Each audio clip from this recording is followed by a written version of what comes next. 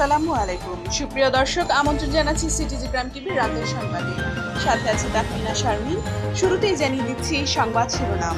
Digital নিরাপত্তা আইনের মামলার আসামি বিবি মরিয়ম, মাজেদুল ইসলাম, আব্দুল নবী লেদু ও ফোরকান সহ আরও ৫-১০ জন অজ্ঞাতনামা আসামিকে খুঁজছে পুলিশ। জিসি এর আঞ্চলিক কার্যালয়ের উদ্বোধন করলেন প্রধানমন্ত্রী। করোনায় আরও ৩৬ জনের মৃত্যু। ৪০ দিন ক্লাসের পরিকল্পনা মন্ত্রণালয়ে, না হলে অটো পাস। টিএসসির সেই জিনিয়া উদ্ধার। নারী আটক টাইগার শিবিরে। দুঃসংবাদ, করোনা পজিটিভ ২ জন। শুনছিলেন শিরোনাম, এবারে বিস্তারিত। স্বনামধন্য প্রতিষ্ঠিত আইপিটিভি সিটিজি ক্রাইম টিভির চেয়ারম্যান জনাব আজগর আলী মানিকের বিরুদ্ধে কিছু অসাধু ও স্বার্থান্বেষী কুচক্রী মহল ষড়যন্ত্রমূলকভাবে মিথ্যা অপপ্রচারে লিপ্ত রয়েছে। সে সকল কুচক্রী মহলের হোতাদের অপপ্রচারের প্রতিবাদে সিটিজি ক্রাইম টিভির চেয়ারম্যান আজগর আলী মানিক আইসিটি মামলা দায়ের করেছেন। ক্রাইম ইনভেস্টিগেশন আইসিটি মামলা নম্বর ৩২, তারিখ ১৭ আগস্ট ২০২০। সরকারের আইনের প্রতি শ্রদ্ধা রেখে নির্ধারিত ধারায় থানায় ডিজিটাল নিরাপত্তা আইন ২০১৮ অনুযায়ী মিথ্যা, ভুয়া ও মানহানিকর অপপ্রচারের বিরুদ্ধে ডিজিটাল নিরাপত্তা আইনের মামলাটি করা হয়েছে। মামলার এজাহারভুক্ত আসামিরা হলো মাজেদুল ইসলাম, আব্দুল নবী লেদু, বিবি মরিয়ম, ফোরকান সহ আরও ৫ থেকে ৬ জন অজ্ঞাতনামা আসামি। সিটিজি ক্রাইম টিভির চেয়ারম্যান আজগর আলী মানিকের বিরুদ্ধে অপপ্রচার করায় ডিজিটাল নিরাপত্তা আইনের ৩৬, ২৪, ২১, ২৯, ৩৭ ধারা অনুযায়ী তাদের বিরুদ্ধে মামলা করা হয়েছে। সামাজিক যোগাযোগ মাধ্যমে কটূক্তিমূলক পোস্ট দেওয়া, পোস্ট শেয়ার করা, কার্টুন বা ব্যঙ্গাত্মক চিত্র আঁকা, ইমেইলে যোগাযোগ করা এবং নিজেদের মধ্যে চ্যাট করার দায়ে শিশুসহ বিভিন্ন শ্রেণী, পেশা ও বয়সের মানুষ এবছর গ্রেপ্তার হয়েছেন। অনলাইন বা ডিজিটাল প্রতারণা ও জালিয়াতির মাধ্যমে মানুষকে ক্ষতিগ্রস্ত করা, গুজব রটানো ও মিথ্যাচার করা, আইনশৃঙ্খলা পরিস্থিতির অবনতির চেষ্টার মতো সাইবার অপরাধের অভিযোগে পর্যালোচনায় দেখা যায়, করোনা ভাইরাসের প্রাদুর্ভাবের পর মামলার আসামিদের বড় একটি অংশ ত্রাণ চুরি, চিকিৎসা ব্যবস্থাপনার অনিয়ম, দুর্নীতির দায়ে অভিযুক্তদের বিরুদ্ধে মন্তব্য করেছেন বা কার্টুন এঁকেছেন। তাদের কাউকে আইনশৃঙ্খলা বাহিনী প্রথমে তুলে নিয়ে যায়, পরে ডিজিটাল প্রযুক্তি মামলায় তাদের আদালতে পাঠানো হয়। মানবাধিকার সংগঠন ও আইনজীবীরা বলছেন, মামলাগুলো হচ্ছে মূলত আইনের ২৫, ২৬, ২৯ ও ৩১ ধারায়। এই ধারাগুলোয় সরাসরি নারীদের সুরক্ষা সম্পর্কে কিছু বলা নেই। কোনো তথ্য প্রকাশ বা প্রচারের কারণে কেউ অপমানিত বা অপদস্থ বোধ করলে মামলা করতে পারবেন। রাষ্ট্রের ভাবমূর্তি বা সুনাম ক্ষুণ্ণ করা, বিভ্রান্তি ছড়ানো, জেনে শুনে মিথ্যা বলা, সম্পূর্ণ বা আংশিক বিকৃত করাও আইন অনুযায়ী এই ধারার অভিযোগ। মানহানি হলে বা আইনশৃঙ্খলা পরিস্থিতির অবনতি ঘটানোর আশঙ্কা হলে মামলা করতে পারবেন যে কেউ। অন্য কারো তথ্য সংগ্রহ, বিক্রি, দখল, সরবরাহ ও ব্যবহারের অভিযোগেও মামলা হচ্ছে। আইনের ২৬ ধারায় এগুলোকে অপরাধ বলা হয়েছে। উল্লেখ্য, চট্টগ্রাম নগরীর বায়েজিদ থানাধীন অক্সিজেন এলাকায় কুখ্যাত কসাই লেদুর ত্রিমাত্রিক কৌশলে চলছে ডিজিটাল জোর জুলুম অত্যাচার। কৌশল পরিবর্তন করে বিভিন্ন সময় খোলস পাল্টিয়ে নিত্য নতুন রূপ ধারণ করে প্রতারণার ফাঁদ পেতে শিকার করছে নিরীহ মানুষের মান সম্মান সহ লক্ষ কোটি টাকা। দিনের আলোতে প্রচণ্ড ধার্মিক এবং একজন সমাজসেবক হলেও রাতের আধারে পাল্টে যায় তার রূপ।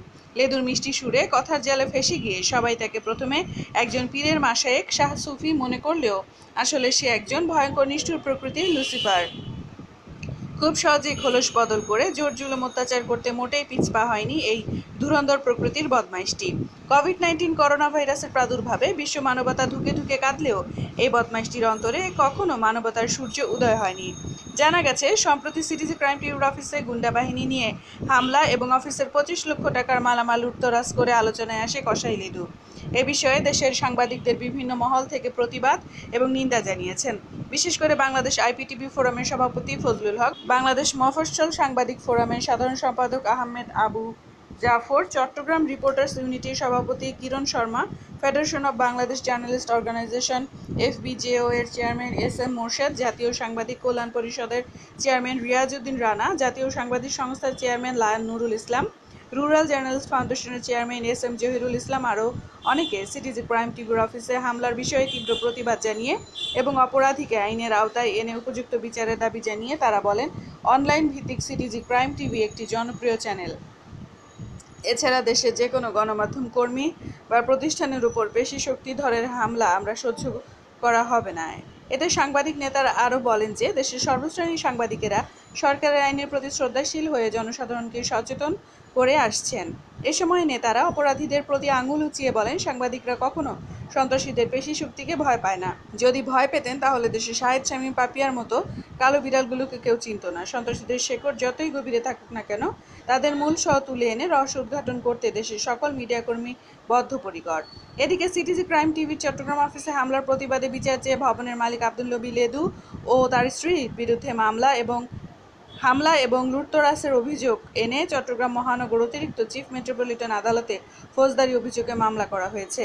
গত 16 জুলাই প্রাইম টিভি চিত্রগ্রাহক আব্দুল করিম বাদী হয়ে এ মামলা করেন। অভিযোগ সূত্রে জানা গেছে, 2017 সনের 28 সেপ্টেম্বর অভিযুক্ত আব্দুল নবী লেদুর নির্মিত নিজস্ব বহুতল ভবনের 4র্থ তলায় একটি ফ্লোরে সিটিজি ক্রাইম টিভির কার্যক্রম পরিচালনা করা হবে মর্মে বাদীর মালিক আজগর আলী মানিক বিবাদীর সাথে 50,000 টাকা এককালীন জামানতে এবং 7,000 টাকা মাসিক ভাড়ায় 5 বছর মেয়াদে চুক্তিপত্র স্বাক্ষরিত হয়। এতে আরও উল্লেখ করা হয় যে, সম্পাদিত চুক্তিপত্রের মেয়াদ শেষ হওয়ার 2 বছর পূর্বে অভিযুক্ত ব্যক্তির অফিসের তালা ভেঙে মালামাল লুট করে নিয়ে যায়। জলবায়ু পরিবর্তন ঝুঁকি মোকাবেলায় দক্ষিণ এশিয়ার জন্য গ্লোবাল সেন্টার অন অ্যাডাপ্টেশন তথা আঞ্চলিক অভিযোজন কেন্দ্রের GCA বাংলাদেশ আঞ্চলিক কার্যালয়ের আনুষ্ঠানিক উদ্বোধন করেছেন প্রধানমন্ত্রী শেখ হাসিনা। মঙ্গলবার 8 সেপ্টেম্বর বিকেলে প্রধানমন্ত্রী ঢাকার আগারগাঁওয়ে পরিবেশ অধিদপ্তরের নতুন ভবনে স্থাপিত এ কার্যালয়ের উদ্বোধন করেন।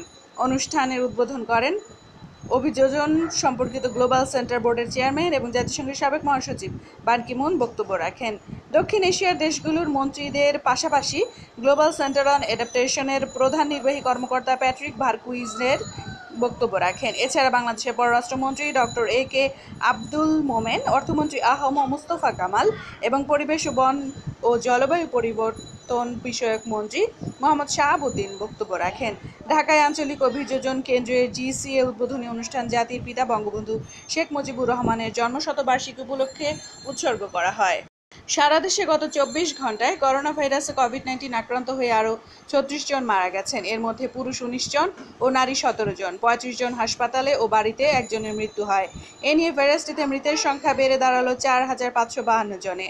করোনা ভাইরাস শনাক্তে গত 24 ঘন্টায় 94টি করোনা পরীক্ষাগারে 15,142টি নমুনা সংগ্রহ করা হয়। পরীক্ষা হয়েছে 14,973টি নমুনা। একই সময়ে করোনা ভাইরাসে আক্রান্ত নতুন রোগী শনাক্ত হয়েছেন আরও 1,892 জন। ফলে মোট শনাক্ত রোগীর সংখ্যা দাঁড়ালো 3,29,251 জনে। এ নিয়ে মোট নমুনা পরীক্ষার সংখ্যা দাঁড়িয়েছে 16,59,697টি। মঙ্গলবার 8 সেপ্টেম্বর বিকেলে স্বাস্থ্য অধিদপ্তরের অতিরিক্ত মহাপরিচালক প্রশাসন অধ্যাপক ডাক্তার নাসিমা সুলতানা স্বাক্ষরিত করোনা ভাইরাস বিষয়ক এক সংবাদ বিজ্ঞপ্তিতে এ তথ্য জানানো হয়। স্বাস্থ্য সুরক্ষা মেনে চলতি বছর অন্তত 40 দিন ক্লাস নেওয়ার পরিকল্পনা করে প্রাথমিক বিদ্যালয় খোলার নির্দেশনা জারি করেছে প্রাথমিক ও গণশিক্ষা মন্ত্রণালয়। তবে প্রস্তুতি নেওয়ার পরও ক্লাস নেওয়া সম্ভব না হলে প্রাথমিকের সব শ্রেণীতে অটোপাস বা শিক্ষার্থীদের সরাসরি উত্তীর্ণ করার লক্ষ্যে রয়েছে বলে জানান প্রাথমিক ও গণশিক্ষা সচিব। এদিকে JSCর পরিবর্তে অষ্টম শ্রেণীর শিক্ষার্থীদের স্ব স্কুলে মূল্যায়নের নির্দেশনা দেওয়ার পর অন্যান্য শ্রেণী ক্লাস পরীক্ষার ব্যাপারেও চলতি সপ্তাহে আন্তঃশিক্ষা বোর্ড চূড়ান্ত সিদ্ধান্ত জানাবে।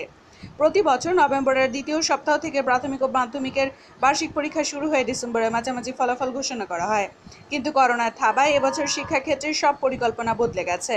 গত মার্চ থেকে সব শিক্ষা প্রতিষ্ঠান বন্ধ করার পর এখনও খোলার সিদ্ধান্ত নেওয়া হয়নি। এরই মধ্যে PEC ও JSC পরীক্ষার আনুষ্ঠানিকভাবে বাতিল করা হয়েছে। এ অবস্থায় পরিস্থিতি ভালো হলে অক্টোবর কিংবা নভেম্বরে প্রাথমিক বিদ্যালয়সমূহে ক্লাস নেওয়া ও ডিসেম্বরে পরীক্ষা নেওয়ার পরিকল্পনা করে গত বৃহস্পতিবার নীতিমালা চূড়ান্ত করেছে প্রাথমিক ও গণশিক্ষা মন্ত্রণালয়। স্বাস্থ্য সুরক্ষা মেনে ক্লাস ও পরীক্ষা নেওয়ার প্রস্তুতিও নিতে স্কুলগুলোকে নির্দেশনা দেওয়া হয়েছে। স্বাস্থ্য সুরক্ষা মেনে চলতি বছর অন্তত 40 দিন ক্লাস নেওয়ার পরিকল্পনা করে প্রাথমিক বিদ্যালয় খোলার নির্দেশনা জারি করেছে প্রাথমিক ও গণশিক্ষা মন্ত্রণালয়। তবে প্রস্তুতি নেওয়ার পরও ক্লাস নেওয়া সম্ভব না হলে প্রাথমিকের সব শ্রেণীতে অটোপাস বা শিক্ষার্থীদের সরাসরি উত্তীর্ণ করার লক্ষ্য রয়েছে বলে জানান প্রাথমিক ও গণশিক্ষা সচিব। এদিকে JSCর পরিবর্তে অষ্টম শ্রেণীর শিক্ষার্থীদের স্ব স্কুলে মূল্যায়নের নির্দেশনা দেওয়ার পর অন্যান্য শ্রেণীর ক্লাস পরীক্ষার ব্যাপারেও চলতি সপ্তাহে আন্তঃশিক্ষা বোর্ড চূড়ান্ত সিদ্ধান্ত জানাবে। প্রতি বছর নভেম্বরের দ্বিতীয় সপ্তাহ থেকে প্রাথমিক ও মাধ্যমিক বার্ষিক পরীক্ষা শুরু হয়ে ডিসেম্বরের মাঝামাঝি ফলাফল ঘোষণা করা হয়। কিন্তু করোনা থাবায় এবছর শিক্ষাক্ষেত্রে সব পরিকল্পনা বদলে গেছে। গত মার্চ থেকে সব শিক্ষা প্রতিষ্ঠান বন্ধ করার পর এখনও খোলার সিদ্ধান্ত নেওয়া যায়নি। ঢাকা বিশ্ববিদ্যালয়ের টিএসসি এলাকা থেকে নিখোঁজ হওয়ার 7 দিন পর উদ্ধার করা হয়েছে ফুল বিক্রি করা পথশিশু জিনিয়াকে। এ সময় লুপা তালুকদার নামে এক নারীকে আটক করেছে মহানগর গোয়েন্দা পুলিশ ডিবি। সোমবার 7 সেপ্টেম্বর দিনগত রাতে নারায়ণগঞ্জ থেকে তাকে উদ্ধার সহ ওই নারীকে আটক করা হয়। ডিবি জানায়, পথশিশু জিনিয়াকে অসৎ উদ্দেশ্যে নিয়ে যাওয়া হয়েছিল বলে প্রাথমিকভাবে ধারণা করা হয়েছে। তবে আটক নারী বিষয়টি স্বীকার করেননি। তাকে পরবর্তীতে ব্যাপক জিজ্ঞাসাবাদ করা হলে বিস্তারিত তথ্য জানা যাবে। অভিযানে নেতৃত্ব দেওয়া ডিবি রমনা জোনাল টিমের অতিরিক্ত উপ কমিশনার এডিসি মিশু বিশ্বাস বলেন, জিনিয়া এখন সুস্থ এবং স্বাভাবিক আছে। ওই নারীর বিষয়ে আইনি ব্যবস্থা প্রক্রিয়াধীন। জিনিয়া নিখোঁজ হওয়ার পর প্রত্যক্ষদর্শীদের বরাতে জানা যায়, মঙ্গলবার 1 সেপ্টেম্বর দিনগত রাতে ঢাবি টিএসসি এলাকা থেকে অপরিচিত 2 জন নারী জিনিয়াকে নিয়ে যায়। তবে ঘটনাস্থলের সবগুলো সিসিটিভি ক্যামেরায় অকার্যকর থাকায় প্রাথমিকভাবে কারো খোঁজ পাচ্ছিল না পুলিশ। জিনিয়ার মা জানান, 2 জন নারীর সঙ্গে চটপটি খেয়েছে জিনিয়া। পরে জিনিয়াকে সব ফুল বিক্রি করার জন্য বলেছিলেন তার মা। এর কিছুক্ষণ পর থেকে জিনিয়াকে আর পাওয়া যাচ্ছিল না। ঢাবি শিক্ষার্থী কিংবা টিএসসি কেন্দ্রিক যাদের আনাগোনা তারা সবাই জিনিয়ার সঙ্গে পরিচিত। ফুল বিক্রি করে মায়ের সংসারে অর্থের যোগান দিত 9 বছর বয়সী জিনিয়া। তার নিখোঁজ হওয়ার পর থেকে সব মহল আলোচনার ঝড় ওঠে। আর তাৎক্ষণিকভাবে তৎপর হন পুলিশ সদস্যরা। পুলিশের ধারাবাহিক প্রচেষ্টায় 7 দিন পর তাকে সুস্থ ও স্বাভাবিক অবস্থায় উদ্ধার করা হয়। শ্রীলঙ্কা সফরে যাওয়ার আগে জাতীয় দলের দুঃসংবাদ। সফর সামনে রেখে করোনা পরীক্ষা হয়েছে জাতীয় দলের ক্রিকেটার ও স্টাফদের। তাতে 2 জনের করোনা পজিটিভ হওয়ার খবর পাওয়া গেছে। যদিও বাংলাদেশ ক্রিকেট বোর্ড বিসিবির পক্ষ থেকে এখন পর্যন্ত আনুষ্ঠানিক কোনো বিবৃতি দেওয়া হয়নি। সোমবার মুশফিকুর রহিম, মোস্তাফিজুর রহমান, সৌম্য সরকার সহ 17 ক্রিকেটারের করোনা পরীক্ষার জন্য নমুনা নেওয়া হয়। সঙ্গে নমুনা নেওয়া হয় 7 জন সাপোর্ট স্টাফের। সব মিলিয়ে 24 জনের করোনা পরীক্ষায় 2 জনের পজিটিভ এসেছে বলে জানা গেছে। করোনা পরীক্ষার রিপোর্ট বিবিসির সিইও প্রধান নির্বাহী নিজামুদ্দিন চৌধুরী সুজনের কাছে পাঠানো হলেও বোর্ডের পক্ষ থেকে কিছু জানানো হয়নি।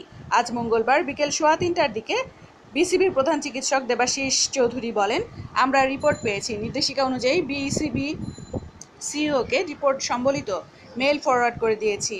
আমার সেটা জানানোর অনুমতি নেই। বারডেম থেকে 17 জাতীয় ক্রিকেটার ও 7 সাপোর্টিং স্টাফ সহ 24 জনের করোনা টেস্টের রিপোর্ট আজ বিকেল 3টায় হাতে পান বিসিবির প্রধান চিকিৎসক দেবাশিস চৌধুরী। যেহেতু তার সেটা প্রকাশের অনুমতি নেই, তাই বিসিবির মিডিয়া রিলিজ পর্যন্ত অপেক্ষা করতেই হবে। বিসিবির ঘনিষ্ঠ একটি সূত্র জানিয়েছে, করোনা আক্রান্ত হয়েছেন তরুণ ওপেনার সাইফ হাসান। সঙ্গে একজন স্টাফেরও করোনা পজিটিভ এসেছে, তিনি জাতীয় দলের ট্রেনার নিকলি। এই ছিল আজকের বুলেটিনে। পরবর্তী বুলেটিন দেখতে চোখ রাখুন সিটিজি ক্রাইম টিভি নিউজ বুলেটিনে। ভিজিট করুন আমাদের ওয়েবসাইট citizencrimetv.com, ফেসবুক ও ইউটিউবে।